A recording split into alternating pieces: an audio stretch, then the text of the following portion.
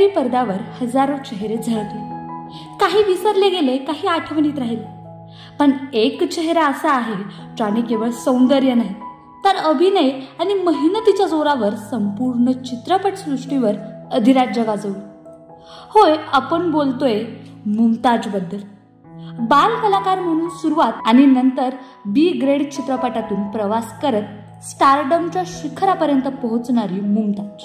1955 साली son of Alibaba या चित्रपटातून बाल कलाकार म्हणून पदार्पण करणारी मुमताज सुरुवातीला केवळ छोट्या भूमिकांमध्ये दिसायची.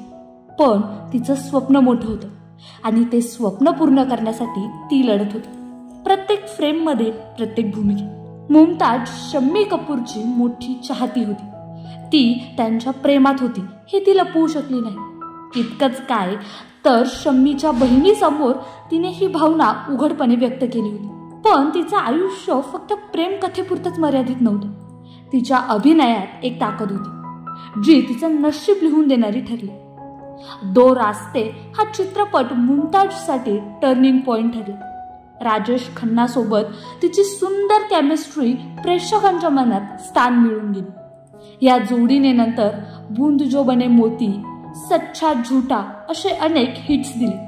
फक्त अभिनयच नाही तर मुमताजच्या नृत्यामुळे देखील ती रसिकांच्या आठवणीत घर करून राहिली. मुमताज म्हणजे केवळ सौंदर्याचं प्रतीक नव्हे तर ती त्या काळातील फिटनेस आयकॉन होती. शत्रुघ्न सिन्हा हे मुमताजचे खूप जवळचे मित्र. त्यांच्या मैत्रीची एक कहाणी विशेष. जेव्हा सिन्हांना खिलोना चित्रपटातून काढण्यात आलं तेव्हा मुमताजने थेट दिग्दर्शकांशी भांडत त्यांना परत आणण्यासाठी ती झगडली. मुमताजच्या लग्नानंतर राजेश खन्ना खूप नाराज झाले होते. असं म्हणतात त्यांच्या अफेअर्सच्या चर्चा माध्यमांमध्ये झळकत राहिल्या. मात्र मुमताजने स्पष्ट केलं की ते फक्त चांगले मित्र आहेत.